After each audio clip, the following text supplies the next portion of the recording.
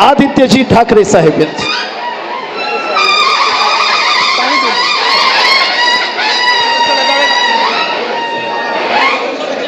जय Maharashtra.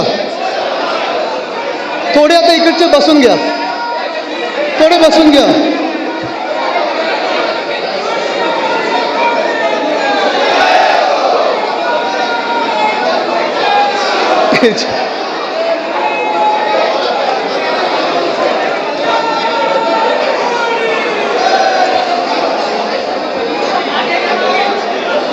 Stage कचलंय तिथे.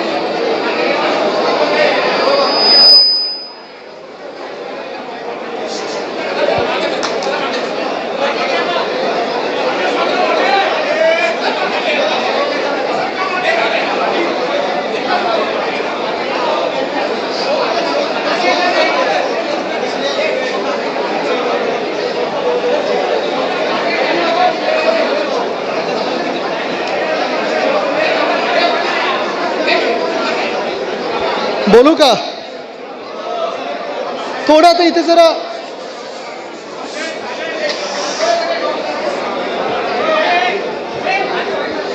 सोबतच आहे. झालंय असं मला वाटतं, हॉलमध्ये आपल्याला शिबिर वगैरे घेण्याची सवय नसते, आपल्याला सगळं सतत मैदान लागतं. पण एक चांगला उपक्रम आपण हाती घेतलेला आहे. थोडे लाईट हे कमी करा, बंद करा, सगळे गरम व्हायला लागले. मी बघतो सगळे रुमाल वगैरे अशाकडून जरा लाईट जरा बंद केलं तर चांगलं होईल. पण हा खरोखर एक चांगला कार्यक्रम आपण हाती घेतलेला, उपक्रम आपण हाती घेतलेला आहे. गेल्या महिन्यात ईशान्य मुंबई या विभागाने देखील असंच शिबिर घेतलं होतं आणि त्या शिबिरामध्ये साधारणपणे मुंबईचं, थोडं लाईट खरोखर गरम होतंय. एसी बंद आहे का?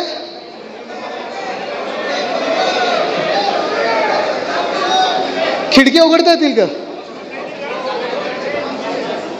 नाही, गरम झालं बरोबर आहे, पण आपण हां ठीक आहे. हां आता बंद झालं तर बंदच ठेवा ना, कशाला फिरवत आहे.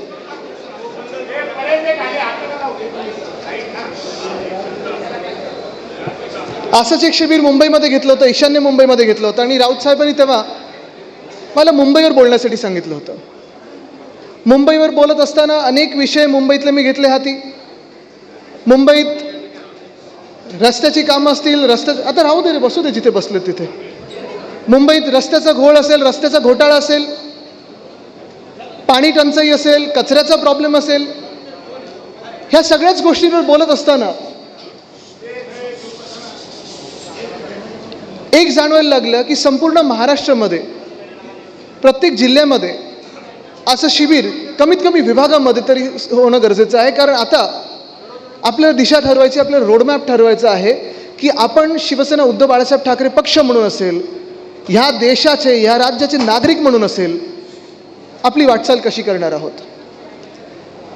तसं पाहायला गेलं तर एखाद्या शहरावर बोलणं किंवा एखाद्या जिल्ह्यावर बोलणं सोपं असतं, कारण आपल्याला तिकडचे स्थानिक विषय माहिती असतात, स्थानिक लोकांच्या ज्या समस्या असतात ते माहिती असतात. पण संपूर्ण महाराष्ट्रात असं पाहायला गेलं तर निवडणुकीत जसं भाषण होतं तसं नेमकं भाषण करायचं की साधारणपणे एक फेरफटका मारायचा की कुठे कुठे काय काय चाललेलं आहे. जरा फ्लॅश बंद करा. आज जेव्हा मला नाशिकला यायचं होतं, मी राऊत साहेबांना फोन केला. मी म्हटलं संजय काका उद्या बोलायचं तरी काय, मला विषय काय दिलेला आहे. आणि तुम्हाला त्यांची स्टाईल माहिती आहे, ते पटकन काहीतरी बोलून जातात.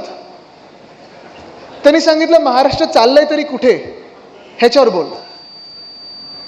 आणि प्रश्न हाच पडतो की महाराष्ट्र चाललंय तरी कुठे. आता ह्या सरकारला 100 दिवस तर उलटून गेलेले आहेत. जवळपास मला वाटतं 120 ते 130 दिवस झालेले आहेत. आता दिवस मोजायला त्यांनी सुरू केलेत. पण ह्या 100 दिवसांमध्ये पहिले 100 दिवस जे असतात, मी अनेक सरकारे ह्या महाराष्ट्रात पाहिलेले आहेत. माझी लहानपणापासून एक राजकारणात आवड असल्यामुळे जवळपास 7 ते 10 वर्षाचे असल्यापासून माझ्या आजोबांसोबत असेल वंदनीय हिंदू सम्राट बाळासाहेब ठाकरे, माझ्या वडिलांसोबत जिथे जिथे त्यांचा दौरा असेल तिथे जाण्याचा प्रयत्न मी करायचो. गाडीत बसायचो, विमानात बसायचो आणि निघून जायचो त्यांच्यासोबत. एकदा दोनदा घरून फोन पण आले आईचे की अरे गेलास कुठे तू? मी म्हणलं नाही, मी दौऱ्यावर सोबत गेलो आहे. 10वीच्या पण निकाल नाही आपलं काय, परीक्षेच्या आधी 4 दिवस परीक्षेच्या आधी श्रीवर्धनला गेलो होतो माझ्या वडिलांसोबत. आणि घरी सगळी धावपळ सुरू की अरे 4 दिवसावर पेपर आलेत, बोर्डाचे पेपर आहेत, आदित्य गेला तरी कुठे? नंतर कळलं साहेबांसोबत मी श्रीवर्धनमध्ये होतो. पण ही आवड असल्यामुळे राजकारण असेल, बातम्या असेल, वृत्तपत्र असतील, ह्या सगळ्या गोष्टी वाचण्याची सवय होती. आणि कधीही मी पाहायचो कोणी मुख्यमंत्री झाल्यानंतर पहिले 100 दिवस, पहिले 3 महिने जवळपास ह्याला हनीमून पिरियड बोललं जातं. Honeymoon period. ह्या हनीमून पिरियडमध्ये काय काय होतं तर मुख्यमंत्री जे काही करतात, मग ते बरोबर असेल किंवा चुकीचं असेल, त्याचं कौतुक साधारणपणे महाराष्ट्रभरातून किंवा कुठच्याही राज्यात त्यांच्या मुख्यमंत्र्यांचं होत असतं. आता हे हनीमून पिरियड आपल्या सरकारचं म्हणजे ह्याच महाझुटी सरकारचं, भाजपा प्रणित सरकारचं कसं होतं तुम्ही मला सांगा. महाराष्ट्र चाललाय कुठे ह्याची जर झलक द्यायची असेल तर तुम्ही मला सांगा पहिल्या 100 दिवसात काय काय घडलं. एक तरी योजना चांगली आली आहे का कोणासाठी? इथे महिला मोठ्या संख्येत बसलेल्या आहेत. तुम्ही मला सांगा महिलांसाठी एक तरी ठळक योजना ह्या महाराष्ट्र सरकारने आणली का? नवीन महाराष्ट्र सरकारने आणली नाही आणली. तुम्ही गावागावात जाता, तुम्ही वेगळ्या जिल्ह्याच्या तालुक्यांमध्ये जाता, तिथे गावात जाऊन बांधावर शेतकऱ्यांशी बोलता. प्रचाराच्या वेळी बोलला असाल, आत्ताही बोलला असेल. इथे शेतकरी किती आलेत? आहात ना तुम्ही शेतकरी? मला तुम्ही सांगा, हे जे सरकार बसलेलं आहे, आपल्या डोक्यावर बसलेलं आहे, निवडणूक आयोगाच्या आशीर्वादामुळे बसलेलं आहे, ह्या सरकारने गेल्या 100 दिवसांमध्ये, गेल्या 110 दिवसांमध्ये जे काही 3 महिने उलटून गेले असतील, 4 महिने उलटून गेले असतील, ह्या सरकारने शेतकऱ्यांसाठी एक तरी चांगली योजना आणली? आणली काही योजना? आज तरुण वर्ग इथे आहे, युवसेना आहे, युवती सेना आहे. ठीक आहे, राजकारण म्हणून तुम्ही शिवसेना उद्धव बाळासाहेब ठाकरे पक्षाशी निगडीत आहे, वेगळी गोष्ट आहे. तुम्ही तरुण म्हणून आज विचार करा, जे 20शीत असतील, जे 30शीत असतील, जर तुम्ही विद्यार्थी असाल, जस्ट तुमचं डिग्री झाली असेल, तुमची नोकरी आता तुम्ही शोधत असाल, तुम्ही मला सांगा तरुणींसाठी एक तरी चांगली योजना या सरकारने आणली आहे का? आणली आहे काय? ह्या उलट काय झालंय आज तुम्ही बघा, लाडकी बहीण योजना. काय झालं लाडकी बहीण योजनेचं? 500 रुपयावर आले. आता मला माहित नाही 1,500च राहणार की 500 रुपये राहणार, ह्या सगळ्या चर्चा सुरू आहेत.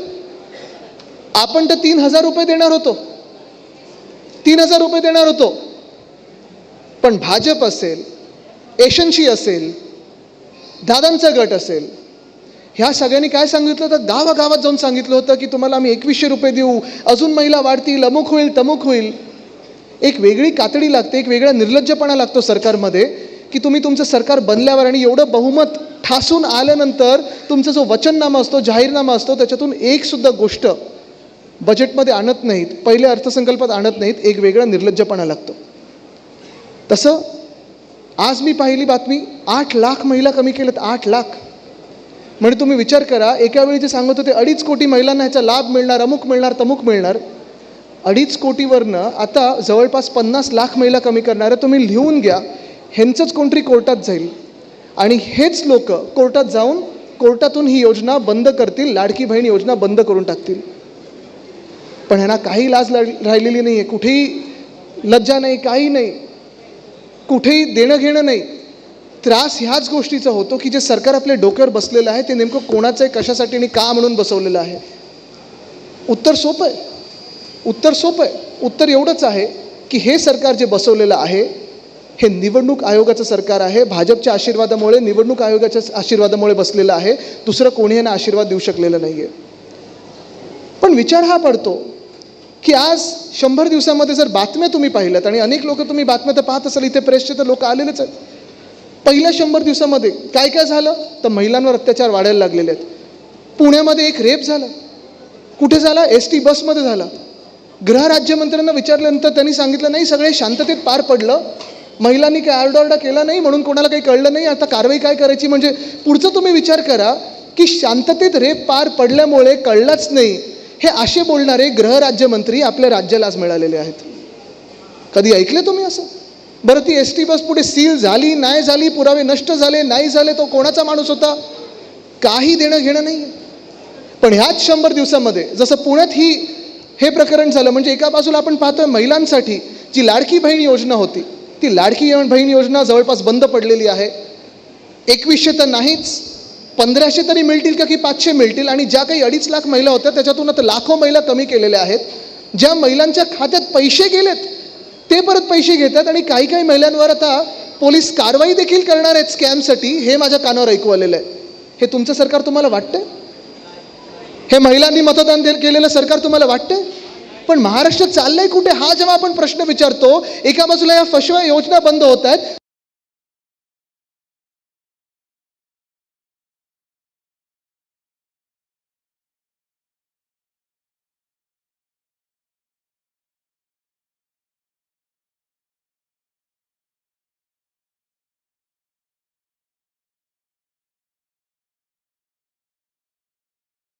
भयानक आहे. संवेदनशील तर नाहीच आहे, पण राक्षसी आहे. रावण पण वेगळा असेल असं हे सरकार भयानक आहे. हे सरकार आपल्या डोक्यावर बसलेलं आहे. पण जसं मी महिलांबद्दल बोलतो तसं काही इतरांसाठी काही फार चित्र बरं नाही. आपण विचार करा, पहिल्या 100 दिवसामध्ये हा रेप झाला, हा बलात्कार झाला, लाडकी बहीण योजना बंद पडली, बीडचं प्रकरण झालं, परभणीचं प्रकरण झालं. तुम्ही मला सांगा, बीडमध्ये अक्का कोण आहे अजून कळलंय कोणाला? संपूर्ण महाराष्ट्राला माहिती आहे अक्का कोण आहे. तरी देखील बीडचं प्रकरण किती दिवस टांगत ठेवलं. ते फोटो प्रेसवाल्यांनी दाखवले तेव्हा मुख्यमंत्र्यांना कारवाई करायला लागली आणि एका मंत्र्याचा राजीनामा घ्यायला लागला. पण आज महाराष्ट्र ज्या हत्तीने हादरला होता, जे काही आम्ही ऐकत होतो, भाजपचे पण काही आमदार तिथे विधान भवनात सांगत होते की मुख्यमंत्री महोदय राजीनामा घ्या, अटक करा, कारवाई करा. काय नक्की मुख्यमंत्र्यांचे हात बांधले कशासाठी होते, कोणी बांधले होते, का कारवाई करत होते, काय अशी मैत्री होती की बीड प्रकरणात ते स्वतःच्याच कार्यकर्त्याला न्याय देऊ शकले नाहीत. तसं पाहायला गेलं तर बीडमध्ये हत्या कोणाची झाली होती? एकदम दुर्दैवी हत्या झाली होती, भयानक हत्या झाली होती. हादरून गेला होता महाराष्ट्र. जर तुम्ही ते धस साहेबांचं भाषण ऐकलं, नमिताताईंचं भाषण ऐकलं, दोघेही भाजपचेच आमदार. पण आज जो काही हैदोस होत होता तिथे, जो काही एक त्रस्त होतं लोक, विचार करा तुम्ही, ह्या राज्यामध्ये भाजपच्याच कार्यकर्त्यांची हत्या व्हायला लागली असेल आणि भाजपच्याच कार्यकर्त्यांना आणि त्यांच्या परिवाराला न्याय मिळत नसेल तर मग आपण करायचं तरी काय? पण ह्या 100 दिवसामध्ये जसं महिलांवर अत्याचार वाढत गेलेत, ह्या 100 दिवसामध्ये जशी लाडकी बहीण योजना बंद झाली तसं बीडचं प्रकरण झालं आणि पहिल्या 100 दिवसामध्ये ह्या सरकारमधून एका मंत्र्याला राजीनामा द्यावा लागला. ही लोकांची ताकद आहे. पण तुम्ही विचार करा की महाराष्ट्र नेमका चाललाय कुठे?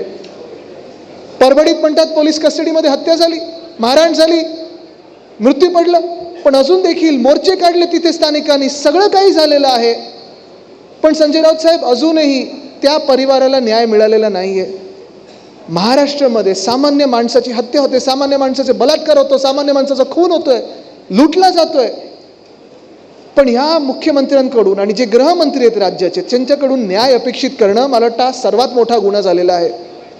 म्हणजे कदाचित असं एक कलम आपल्याला टाकायला लागेल, तुम्ही सगळे आंदोलन तर करत असता, बरोबर आहे, आणि आंदोलन केल्यानंतर 353 लगेच लागतं आपल्यावर, बरोबर ना? 353 नॉन बेलेबल आहे. त्याच्याहूनही नॉन बेलेबल ऑफेन्स आता दुसरं झालेलं आहे. तो गुन्हा असा आहे की तुम्ही मुख्यमंत्र्यांकडून न्यायाची अपेक्षा करा, तुमच्यावर कलम टाकलंच जाईल. भयानक परिस्थिती झाली आहे. चला, बीडचं तर मी तुम्हाला सांगितलं, तुम्हाला परभणीचं सांगितलं. पण ह्याच दिवसांमध्ये तुम्ही काल परवाकडे आमचे कोकणातले वैभव नाईक जे माजी आमदार आहेत, त्यांनी देखील एक प्रकरण आणलेलं लोकांसमोर, ड्रग्सचं प्रकरण आणलेलं समोर. आणि पुन्हा एकदा प्रश्न हाच उपस्थित होतोय की राज्य सरकारमधून किंवा त्या सगळ्या भाजप आणि त्यांच्या एशनशी गटातले जे कोणी आमदार खासदार असतील, त्याच्यातून नक्की तिकडचा जो गुन्हेगार आहे, जो ड्रग तिथे पुरवायचा, त्याला पाठिंबा कोणाचा आहे आणि ते ड्रगचे पैसे कोणाच्या घरात जायचे ह्याची चौकशी होणार आहे का? स्थानिक जे तिकडचे लोकप्रतिनिधी आहेत त्यांचा CDR कधी काढला जाणार आहे का? कोणी SP ला फोन केले, कोणी SP वर दबाव टाकण्याचा प्रयत्न केला, ते काढलं जाणार आहे का? पण नाही.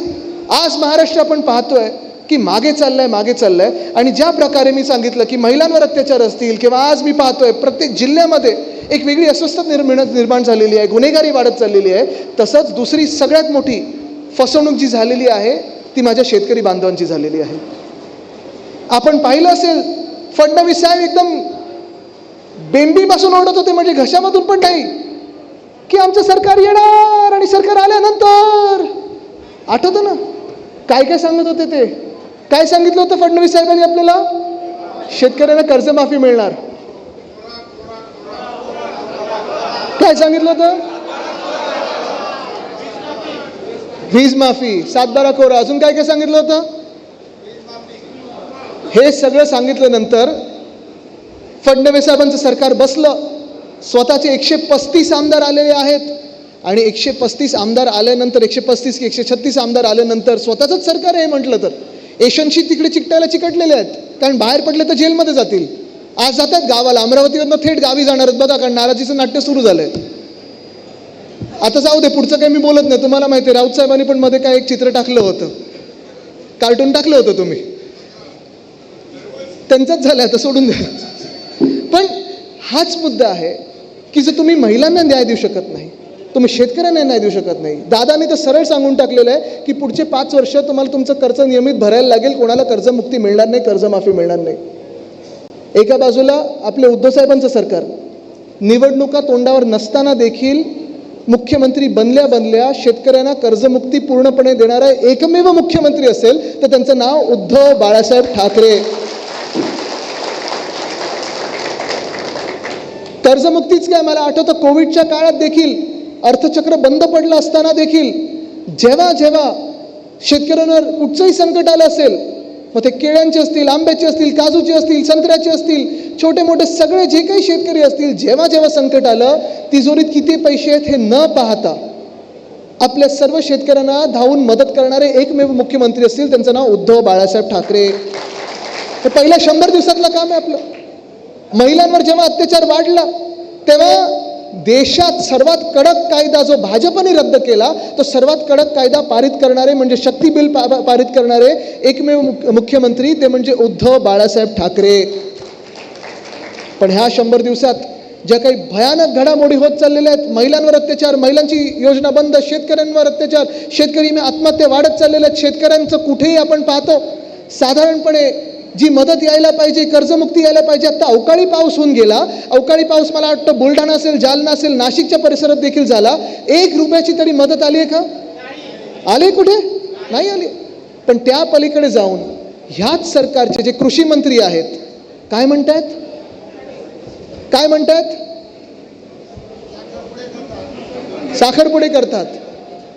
म्हणजे तुम्ही गंमत बघायच्यात, ह्याच्यात गंमत बघा अशी झालेली आहे, ज्या मंत्र्यांनी शेतकऱ्यांवर आरोप लावलेला आहे की तुम्ही कर्जमुक्तीचे पैसे घेऊन साखरपुडे करता, घरातले कार्यक्रम करता, घरातलं काय काय अजून करता, त्याच मंत्र्याचं जे कन्व्हिक्शन झालेलं आहे, म्हणजे कोर्टाने जो निकाल दिलेला आहे, ठीक आहे, तर स्टे मिळाला त्यांना वरच्या कोर्टात जाऊन, पण ज्यासाठी निकाल मिळाला आहे तो ह्याच कारणासाठी मिळालेला आहे की सरकारी पैसे घेऊन त्याचा दुरुपयोग करणारे मंत्री ज्यांच्यावर कन्व्हिक्शन झालंय, खरं तर त्यांना बाद व्हायला पाहिजे होतं, पण निर्लज्जपणे सगळीकडे फिरतात आणि शेतकऱ्यांना दमदाटी करतात, शेतकऱ्यांना धमके देतात.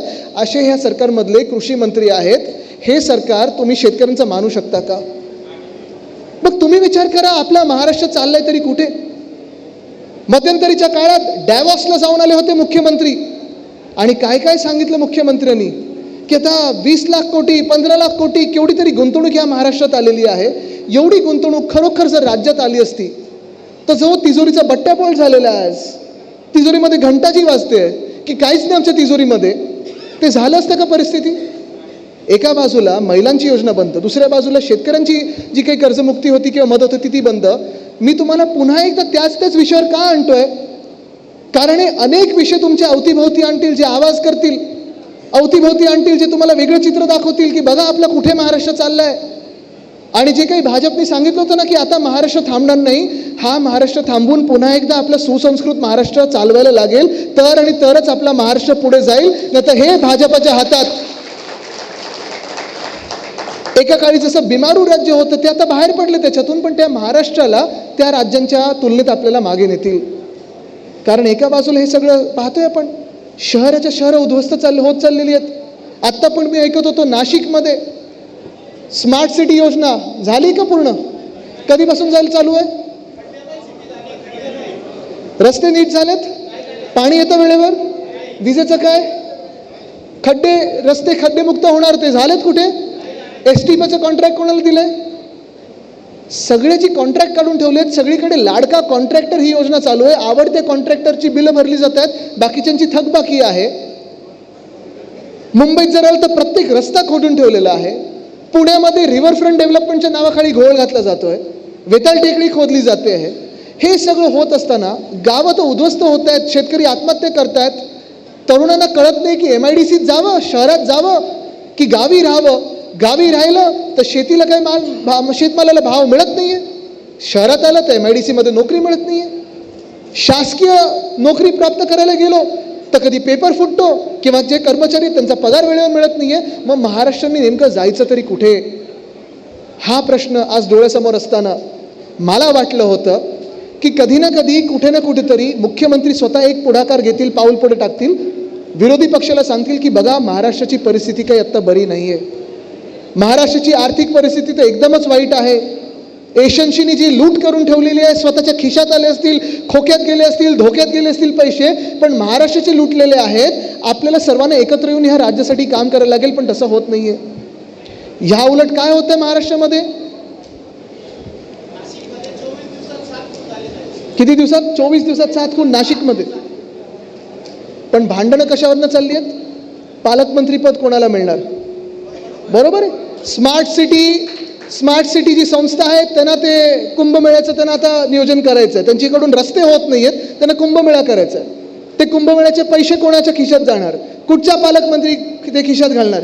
ही सगळी योजना जी भाजपची चालू असताना तुम्हाला तुमचे खड्डे दिसले पाहिजे नाहीत, तुम्हाला शाळेचे बिल वाढते, तुमचं फी वाढते हे दिसायला नाही पाहिजे, तुम्हाला वीज तुमची वेळेवर येत नाही हे दिसायला नाही पाहिजे, घराच्या बाहेर कचऱ्याचे ढीग वाढत चाललेत हे दिसायला नाही पाहिजेत, वेळेवर तुमचं पाणी येत नाहीये हे दिसायला नाही पाहिजे. म्हणून आपल्याला कशात व्यस्त ठेवलेलं आहे, तर धर्म, जात नाही तर जिल्हा नाही तर तालुका नाही तर सोसायटी. वाद एवढे निर्माण करून ठेवलेले आहेत की वादात व्यस्त ठेवायचं, आपल्याला आपल्यातच व्यस्त ठेवायचं. आणि ते नाहीत आता हे कार्ड भरा ते कार्ड भरा ह्या सगळ्या योजनेमध्ये व्यस्त ठेवायचं. म्हणजे जो महाराष्ट्र आपला लुटला जातो, जो महाराष्ट्र आपला मागे जातोय, त्याच्यातून तुमचं लक्ष विचलित होणार आणि तुम्ही ह्या जे काही आपली ध्येय आहेत, आपली धोरण असायला पाहिजे महाराष्ट्राचं, महाराष्ट्र कुठे चाललंय ह्याच्यावर तुम्ही विचार केला पाहिजे.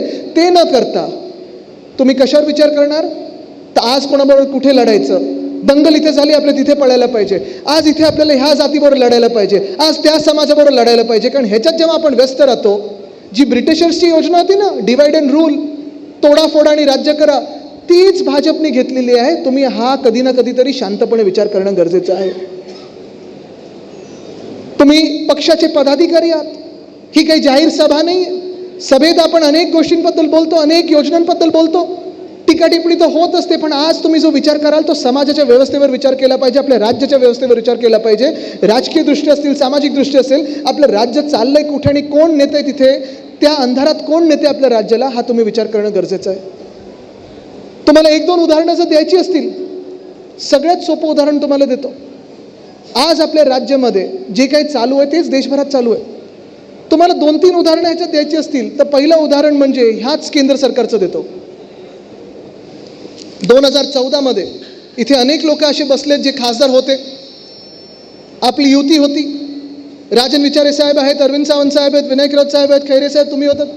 2014 मध्ये जेव्हा आपण युती सरकार आणण्याचा प्रयत्न करत होतो, केंद्रात मोदी सरकार आणण्याचा प्रयत्न करत होतो, भाजपने आपल्याला काय सांगितलं होतं, कुठच्या मुद्द्यावर तुम्ही निवडणूक लढा, विकास, अच्छे दिन, बरोबर ना, कशावर, 15 लाख, काळा पैसा परत आणणार. 14 ते 19 हा काळ होता की देशभरात आपण विकसित भारत, म्हणजे आत्ता तो शब्द त्यांनी पुन्हा एकदा आणला, पण विकास विकास विकास, बुलेट ट्रेन करू, अमुक करू, स्मार्ट सिटी करू, सगळं काही करू, मग hit India, fit India, skill India, miss India, सगळं काही आणलं. 14 ते 19 मध्ये जे काही सांगितलं होतं ते भाजप आणू शकलंय का, हा, म्हणजे तुम्ही विचार करा, स्किल इंडिया आलंय की बंद पडलं, बंद पडलं. फिट इंडिया आलंय की बंद पडलं. मेक इन इंडिया खरोखर होत आहे का, इनक्रेडिबल इंडिया खरोखर होत आहे का, अच्छे दिन आलेत का, महागाई आली का आटोक्यात, काळा पैसा आलाय का. मग आपण नक्की कशासाठी लढलो होतं आणि कशासाठी भाजपचा प्रचार केला होता. भ्रष्टाचार मुक्त भारत झालाय का, उलट माझा तर हा दावा आहे की 10 पट जास्ती भ्रष्ट आता हे राजकारणी लोक जे भाजपचे आहेत, सगळे त्यांनी गोळा केलेत. ज्या कोणावर दाग होते ते भाजपच्या वॉशिंग मशीनमध्ये गेलेले आहेत. बरोबर ना? म्हणजे कोणी खुनी असेल, बलात्कारी असेल, भ्रष्टाचारी असेल, पटापट भाजपमध्ये गेला की वॉशिंग मशीनमधून धुतला जातो, त्यांना एक सीट दिली जाते, मंत्री बनवलं जातं. पण तुम्ही हा विचार करा, 14 ते 19, 14 ज्या निवडणूक ज्याच्यासाठी आपण लढलो होतो, अच्छे दिनसाठी, अच्छे दिन 19पर्यंत गायब झालं. 19मध्ये कशावर लढले होते भाजप? राष्ट्रीयत्वावर लढले होते, देशभक्तीवर लढले होते. पुलवामा झालं होतं, त्याच्यानंतर बालाकोट झालं, मग सैन्याचे फोटो मागे लावून भाजपच्या सगळ्या लोकांनी प्रचार केला, सगळं काही झालं. पण 14 ते 19मध्ये ज्यावर आपण लढलो तो मूळ विषय बाजूला ठेवला. 19मध्ये ज्याच्यावर आपण लढलो, 19मध्ये देशभक्तीवर लढलो, 24पर्यंत देशभक्तीचा पण विषय बाजूला ठेवला. कारण आता परिस्थिती अशी झाली आहे की प्रधानमंत्री महोदय चायनावर बोलायला तयार नाही आहेत, पाकिस्तानच्या सोबत क्रिकेट खेळायला तयार आहेत. म्हणजे ज्या नवाज शरीफनी आपल्या देशावर कारगिलचं युद्ध केलं होतं, ज्या पाकिस्ताननी आपल्या देशाच्या जवानांना शहीद केलं होतं, त्याच नवाज शरीफचा केक खायला प्रधानमंत्री महोदय पाकिस्तानमध्ये गेले होते. त्याच पाकिस्तानबरोबर आपल्या भारताच्या संघाला त्यांच्याच BCCIनी क्रिकेट खेळायला लावलं. आणि आपल्यासमोर जो देशाचा शत्रू होता तो पाकिस्तान न राहता आता देशामध्येच त्यांनी शत्रू निर्माण केलेत. उत्तर वर्सेस दक्षिण, जात विरुद्ध जात, धर्म विरुद्ध धर्म, समाज विरुद्ध समाज. आज देशाला खरा धोका जो आहे तो ह्या भाजपानी आपल्या देशामध्ये अंतर्गत फाळणी जी करून ठेवलेली आहे, त्याची मोठी धोक्याची घंटा माझ्या डोळ्यासमोर दिसते. तुम्ही विचार करा ना, आज तुम्ही गावामध्ये जाल, वाद कशावरनं? पाण्यावरनं आहेच, शेतीवरनं आहेच. पण समाजामध्ये वाद निर्माण झाले, जातीमध्ये वाद निर्माण झाले, धर्मामध्ये वाद निर्माण झालेले आहेत. महाराष्ट्र हा कुठच्या सदीत चाललेला आहे, कुठच्या शतकात चाललेला आहे? हा पुरोगामी महाराष्ट्र. कधी एवढं जातीपातीमध्ये, धर्मामध्ये कुठेही त्याची फाळणी झाली नव्हती. एवढे वादविवाद भाजप निर्माण करण्याचा प्रयत्न करत आहे. तुम्ही विचार करायचा आहे आज की भाजप आपल्याला नेते कुठे. आणि तुम्हाला मी हे लिहून देतो, जसं भाजपचे अच्छे दिन 19पर्यंत विसरून गेलं होतं, देश विसरून गेला होता, कारण भाजपनेच अच्छे दिनची बट्ट्याबोळ केला. देशभक्तीचा बट्ट्याबोळ, जी एकता आपल्यामध्ये आणायची होती ती न आणता आपल्यामध्ये जी फाळणी केली भाजपने 19च्या नंतर. 24मध्ये भाजप हिंदुत्वावर त्यांनी लढायला सुरू केलं. पण त्यांचं हिंदुत्व तुम्हाला माहिती आहे, आपलं हिंदुत्व हे घरातलं चूल पेटवण्यातलं हिंदुत्व आहे, भाजपचं हिंदुत्व हे घर पेटवण्याचं हिंदुत्व आहे. ह्या दोघांचा फरक पाहून देशाने भाजपला 400 पारच्या स्वप्नावरनं 240वर आणलं. माझी भीती हीच आहे की 14 पासून 19पर्यंत जसं भाजपने विकास, आपल्याला भ्रष्टाचारमुक्त देश, हे काही जे कॉन्सेप्ट होते ते नष्ट करून टाकले. 19 नंतर देशभक्तीचा भाजपने कॉन्सेप्ट नष्ट केला, तसं भाजप 24 नंतर हिंदुत्वाला देखील धोक्यात आणेल, ही माझी भीती आहे. विचार करा ना, आज आपण जगतोय ते कुठच्या जगात जगतोय, कुठच्या सदीमध्ये जगतोय, कुठच्या विश्वात जगतोय. एका बाजूला ट्रम्प आणि ते शी जिनपिंग कशावरनं भांडतायत? तर ट्रेडवरनं भांडतायत, आर्थिक गोष्टींवरनं भांडतायत. चायना डीपसीक बनवतोय, USA AI बनवतोय, तायवान सेमीकंडक्टर बनवतोय. पण आपल्या देशाला जे व्यस्त ठेवलेलं आहे ते समाजाच्या कुठच्या व्यवस्थेत ठेवलेलं आहे, धर्माच्या व्यवस्थेत ठेवलेलं आहे. 2 तारखेला, आणि हे मी मुद्दामून बोलत आहे कारण तुम्ही पण विचार करणं गरजेचं आहे, 2 एप्रिलला ट्रम्पनी पहिल्यापासून सांगितलं होतं की आम्ही भारतावर टॅरिफ लावू. कदाचित भाजपला वाटलं आमची तारीफ करते कोणीतरी, वाटलं असेल काय त्यांना, जे काही वाटतं ते वाटतं. पण भाजपाने आपल्याला व्यस्त ठेवण्यासाठी त्याच 2 एप्रिलला बरोबर वक्फ कायदा आणला, वक्फ बिल आणलं. आता तुम्ही तो वक्फ बिलचा पूर्णपणे जर चिरफाड केली, जर तुम्ही प्रत्येक शब्द पाहिलात, एकतर भाजपच्या सगळ्या नेत्यांची भाषणं पहा, हे आपल्याला हिंदुत्वावर टोकतात, सतत टोकत राहतात की तुम्ही हिंदुत्व सोडलं, तुम्ही हिंदुत्व सोडलं. जर तुम्ही भाजपची भाषणं पाहाल त्या सदनामधली, लोकसभेतली असतील, राज्यसभेतली असतील, तुम्हाला वाटेल भाजपच्याच प्रत्येक नेत्यांनी हिंदुत्व सोडलंय, बाकी कोणी देशात हिंदुत्व सोडलं नाहीये. मुद्दाम पहा त्यांची भाषणं. पण ते जो वक्फचा कायदा आणलेला आहे, तुम्हाला आज लिहून देतो मी, अनेक भाषणं त्यांनी केली की गरीब मुसलमानांना त्याचा फायदा होईल, हिंदूंना फायदा होईल, असं होईल तसं होईल. जर वक्फचा कायदा पाहिला तर ना कुठच्याही गरीब मुसलमानांना फायदा होणार आहे, ना मुसलमान महिलांना फायदा होणार आहे, ना एका हिंदूला फायदा होणार आहे. कोणाची जमीन कोणाकडे जाणार नाही आहे. मूळ मुद्दा हा आहे की जे काही ते पसरवत आहेत देशभरात. जसं तुम्हाला सांगतो, निवडणुकीच्या आधी, विधानसभेच्या निवडणुकीच्या आधी त्यांनी एक अफवा पसरवली होती महाराष्ट्रामध्ये की आता सिद्धिविनायक मंदिरवर वक्फने त्यांचा डावा ठोकलेला आहे. तुम्ही मला सांगा, आम्ही सगळे इथे आहोत ना, कोणी दावाचा ठोकू शकतं का? ही अफवा होती, ही खोटं बोलले होते भाजपवाले. पण जिथे जिथे भाजपला राज्य करता नाही येत तिथे तिथे तिथे ते एक तर समाजामध्ये किंवा धर्मामध्ये वाद निर्माण करतात. हा वाद निर्माण झाला की भाजप येऊन जिंकून जातं ते राज्य, आणि हीच त्यांची स्ट्रॅटेजी आहे. पुढे कुठेही त्यांना काही शासन करायचं नसतं, कोणाचंही काम करायचं नसतं. पण तुम्ही विचार करायचा आहे आपण कशात अडकलेलो आहे, महाराष्ट्र कुठे चाललेला आहे. कारण तुम्हाला हा प्रचार 100% होईल. मला पण 1-2 मेसेज आले ना, ए दादा तर राहू दे ना, ते काय करताय, थांबा तिथेच ठेवा ते. आता मला पण 1-2 मेसेज आलेच होते. मला कितीतरी व्हॉट्सॲप आले होते की आता वक्फ कायदा पारित झाला आहे, आता लाखो गावं जी देशामध्ये वक्फने घेतली होती ती आता पुन्हा हिंदूंना दिली जाणार, पुन्हा आता आपल्या नागरिकांना दिली जाणार. मी त्या माणसाला सहज मेसेज पाठवला की मला ती गावांची यादी पाठव, मीच जाऊन पहिलं त्या गावांसाठी लढतो. गायब, उत्तरच नाही. कारण हा भाजपचा खोटा प्रचार आहे. तसंच मला काल परवाकडे एक किरीट शहा नावाच्या कुठच्या तरी व्यक्तीने, मी तो स्क्रीनशॉट पण इंस्टाग्रामवर टाकलेला माझं, तुम्ही पाहिलं असेल, मला मेसेज केला. एक व्हिडिओ होता, बघा बघा देशात कसे रोहिंग्या घुसलेले आहेत. कोणतरी त्यांचाच भाजपचाच माणूस पत्रकार म्हणून गेला त्याच्या मागे की तू कुठून आहेस, तू विदेशी आहेस, तू परदेशी आहेस, तू इथून रोहिंग्या. एक तर रोहिंग्या बर्मामधून आहेत हे भाजपला माहिती नाही, सांगतात बांगलादेशमधले, तो विषय वेगळाच. पण मी त्याला एवढंच पाठवलं उत्तर की ठीक आहे, जर रोहिंग्या खरंच घुसले असतील, बांगलादेश खरंच घुसले असतील, मला सांगा गेले 11 वर्ष केंद्र सरकार कोणाच्या हातात आहे? प्रधानमंत्री कोणाचे आहेत? रक्षामंत्री कोणाचे आहेत? गृहमंत्री कोणाचे आहेत? मग जर तुमचेच सगळे असतील, मग हे लोक घुसले कसे? ह्याच्या आधी मग जी काँग्रेस होती तेव्हा घुसायचे नाही. तुमच्या काळात हिंदू खत्रेमध्ये, तुमच्या काळात बांगलादेशी घुसतात, तुमच्या काळात रोहिंग्या घुसतात, मग तुमच्यापेक्षा ते बरे होते. पण हा विचार तुम्हाला जेव्हा गावोगावी जाल तेव्हा करणं गरजेचं आहे. आणि त्याच्याहूनही पलीकडे तुम्हाला सांगतो, काल परवाकडे सामनात आणि सगळ्या पत्रकारांनी बातमी छापलेली आहे की ज्या AIDMKनी वक्फ बिलचा विरोध केला, गृहमंत्री अमित शहाजी तामिळनाडूमध्ये गेले आणि त्याच AIDMK सोबत युती केलेली आहे. मग आता हिंदुत्व AIDMKनी सोडलं, भाजपनी सोडलं, गृहमंत्र्यांनी सोडलं की कोणी सोडलं? पण हा विचार जोपर्यंत आपण करत नाही तोपर्यंत आपल्याला आपलं राज्य कुठे चाललंय हे कळणार. आणि तुम्ही बघा जिथे जिथे भाजप आत्ता गेल्या काही वर्षांमध्ये 2013 पासून जिंकत आलेली आहे, मग राजस्थान असेल, हरियाणा असेल, गुजरात असेल, महाराष्ट्र असेल, मणिपूर असेल, तिथे तिथे एका समाजाला वेगळं केलेलं, एका जातीला वेगळं केलं, ती जात विरुद्ध बाकीच्या जाती. तसंच हरियाणामध्ये केलं, तसंच 2013 पासून राजस्थानमध्ये केलं, गुजरातमध्ये पटेलांचं आंदोलन केलं, हरियाणामध्ये जाटनं वेगळं केलं, गुजर म्हणून तिथे जो समाज आहे राजस्थानमध्ये तो वेगळा केला, इथे मराठा विरुद्ध OBC केलं. सगळीकडे नुसतं समाजामध्ये वाद निर्माण करायचे, धर्मांमध्ये वाद निर्माण करायचे. हीच भाजपची योजना आणि तीच भाजपची योजना आज महाराष्ट्रावर लागू केलेली आहे. सहज एक मला विचार पडतो, जर एवढ्या सगळ्या वादांमध्ये जर आपण व्यस्त राहिलो, आपण ह्याच्यातच व्यस्त राहिलो, कुठेही काही जगात शोधलं, विमान कुठे उडलं तर सांगतात भाजपने नाही हे तर 5000 वर्षापूर्वी भारतमध्ये झालं होतं. अरे मग करून दाखव ना परत एकदा. ह्याच्यात लिहिलं त्याच्यात लिहिलं, बरोबर हे सगळं लिहिलेलं आहे ना, मग कोणीतरी त्याच्यावर लावा.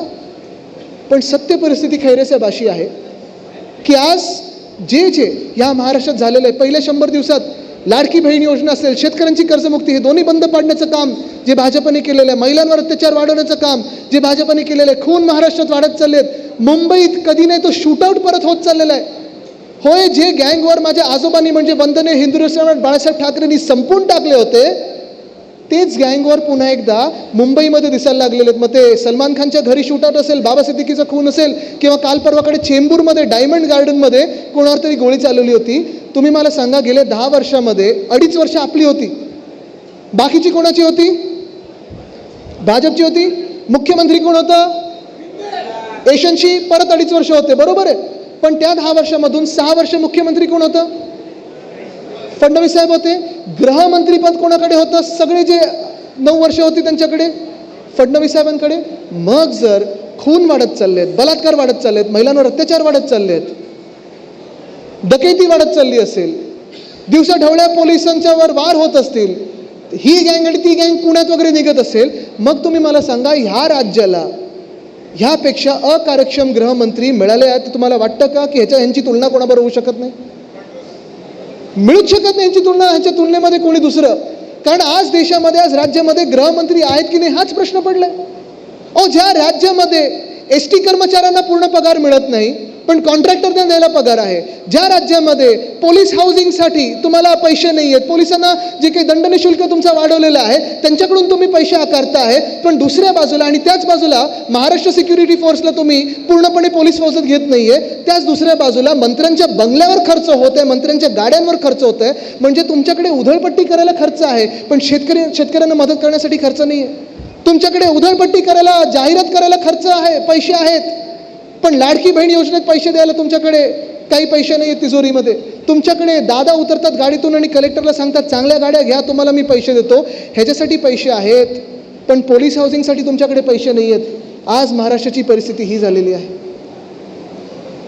आणि म्हणून आज मी जे काही तुमच्यासमोर हे विचार मांडत आहे त्याचा थोडक्यात समारोप करत असताना तुम्हाला एवढंच विचारत आहे की हा विचार तुम्ही करायचा आहे. शांतपणे बसा आणि विचार करा. भाषणं अनेक होतात. आता पुढची 5 वर्ष किती एशनशीचं राहत आहे, काय राहत आहे, हे एकामेकांसोबत राहतात नाही राहत, काय होतं हे सगळं वरतून पाहत असतो देव. पण ह्या गोष्टीचा तुम्ही विचार केला पाहिजे की आपण नक्की चाललोय तरी कुठे.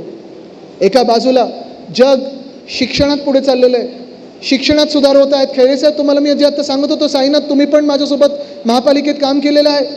जे शिक्षणात आपण मूलभूत सुधार आणत होतो, ICSE असेल, CBSE असेल, IB असेल, ह्या सगळ्या गोष्टी, त्याच्यासोबत मराठी असेल. पण आज जेव्हा आपली सामान्य माणसाची मुलं मुली, लहान मुलं मुली जेव्हा आपल्या शाळेमध्ये जातात, तुम्ही भाजपचा प्रत्येक केंद्रातला मंत्री पहा, इकडचे काही आमदार पहा, शिक्षणासाठी कुठे गेलेत माहिती आहे तुम्हाला? अमेरिकेत गेलेले आहेत, UK मध्ये गेलेत, कोण दुबईचा गोल्डन व्हिसा घेऊन राहते, कोण ऑस्ट्रेलियात गेले, धंद्यासाठी बाहेर आहेत, स्थायिक झाले, तिथे व्यवसाय सुरू केलेला आहे. सगळे मोठे मोठे मंत्री. मला वाटतं राऊत साहेब, आपण तर एक यादी छापली पाहिजे सामनामध्ये, कारण भाजपची योजना ही आहे की त्यांची सगळी मुलं बाहेर पाकिस्तानच्या क्रिकेट टीमसोबत पार्टी करणार, जय शाह. बाहेर कोण राहणार, तर ह्यांची सगळ्यांची मुलं राहणार. कोणी मोठे मोठे धंदे काढलेले, सगळं काही केलेलं आहे. पण आपल्या सामान्य माणसाची पोरं कुठे असणार? तर हेच लोक दंगलींमध्ये आपल्याला पुढे करणार, हेच लोक आंदोलनामध्ये पुढे करणार. लाठीकाठी खायला आपली मुलं पुढे, आंदोलनात आपली मुलं पुढे, समाजाच्या वादात आपली मुलं पुढे, धर्माच्या वादात आपली मुलं पुढे. मग ह्यांच्यावर केसेस टाकले जाणार, पासपोर्ट यांचे जप्त केले जाणार, नोकऱ्यांच्या संधी यांच्याकडे मिळणार नाही. तुमची मुलं का नाहीत ह्या आंदोलनामध्ये पुढे? जी औरंगजेबची कबर खोदायचा पण जो विषय होता ना, हा मुद्दा म्हणून मी इथे मांडत आहे. कारण ह्या सगळ्या 100 दिवसांमध्ये नागपूरमध्ये जी दंगल झाली, मला वाटतं कितीतरी वर्ष नागपूर शांत होतं. काल नाशिकमध्ये दंगल घडवण्याचा प्रयत्न एशनशी गटाने केलेला आहे, भाजपने केलेला आहे. पण मुख्य गोष्ट हीच आहे की जो महाराष्ट्र सुसंस्कृत महाराष्ट्र होता, चांगला महाराष्ट्र होता, पुढे समृद्ध महाराष्ट्र होता, पुढे जाणारा महाराष्ट्र होता, पुरोगामी महाराष्ट्र होता. नाशिक असेल, नागपूर असेल, शांत शहरं होती, व्यवसायासाठी इथे लोक स्थायिक व्हायची. ह्या शहरांमध्ये जर दंगल व्हायला लागली तर गुंतवणूक तुमच्या शहरामध्ये येणार आहे का? तुम्ही विचार करायचा आहे. गुंतवणूकदार कोणी येणार आहे का? जे उद्योगपती आहेत ते राहणार आहेत का? जे नोकऱ्या देतात ते राहणार आहेत का? कोणी राहणार नाही आहेत. पण झालंय असं की ह्या महाराष्ट्रामध्ये औरंगजेबीचा विषय कोणी काढला होता? औरंगजेबचा विषय भाजपने काढला होता की कबर खोदायची, कबर खोदायची. त्याच्यावरनं दंगल कुठे झाली होती? नागपूरमध्ये. म्हणजे छत्रपती संभाजीनगर कुठे, नागपूर कुठे, त्याचं अंतर बघा. पण हे सगळं होत असताना हा विषय बंद पण कोणी पाडला? भाजपने. कारण सगळं अंगलट आलं. वरतून फोन आला केंद्र सरकारकडून की त्या विषयाला हात नाही लावायचा. संरक्षणास त्या कबरीला जर कोणी दिलं असेल तर ते कोणी दिलं आहे? भाजपने. त्या कबरीला समाधी म्हणून जर कोणी त्याचा उल्लेख केला असेल आणि आदर केला असेल तर कोणी केला आहे? भाजपने. त्या समाधीवर राजकारण करायचं असेल तर कोणी केलं आहे? आणि महाराष्ट्राची तेव्हा हीच भूमिका होती. कारण मी महाराष्ट्र आणि भाजपला दोन वेगळे वेगळे समजतो. भाजप ह्यांनी आक्रमण केलंय आपल्या महाराष्ट्रावर. मोगलांनी जसं केलं होतं, निजामानी जसं केलं होतं, तसं भाजपने देखील आक्रमण करून जप्त केलेला हा महाराष्ट्र आहे, हडप केलेला महाराष्ट्र आहे, ढापलेला हा महाराष्ट्र आहे. हा आम्ही ढापू त्यांना देणार नाही. पण आज जेव्हा महाराष्ट्र बोलत आहे की ती जी कबर आहे औरंगजेबाची, ते प्रतीक आहे की तुमची जातपात धर्म कुठचंही असो, किती तुमचं सैन्य बलाढ्य असो, जो कोणी ह्या राज्यावर चालून येईल, आमच्या स्वराज्यावर चालून येईल, त्याला ह्या मातीमध्ये असाच गाडला जाईल, हे प्रतीक आहे.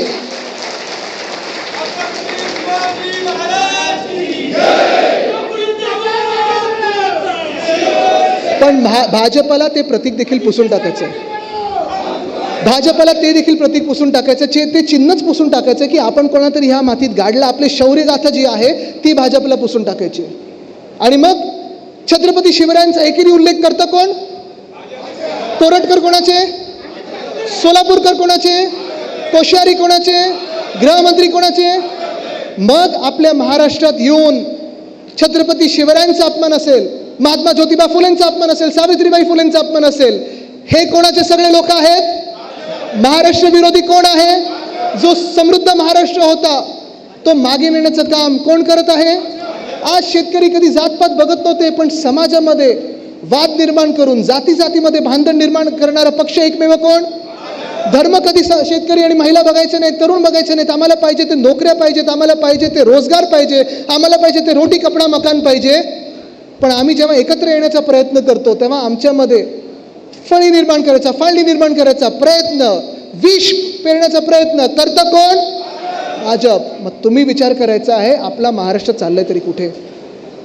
स्वदेश पिक्चर तुम्ही बघितलं असेल, नसेल बघितलं तर मी आवर्जून तुम्हाला विनंती करीन की पुन्हा एकदा बघा.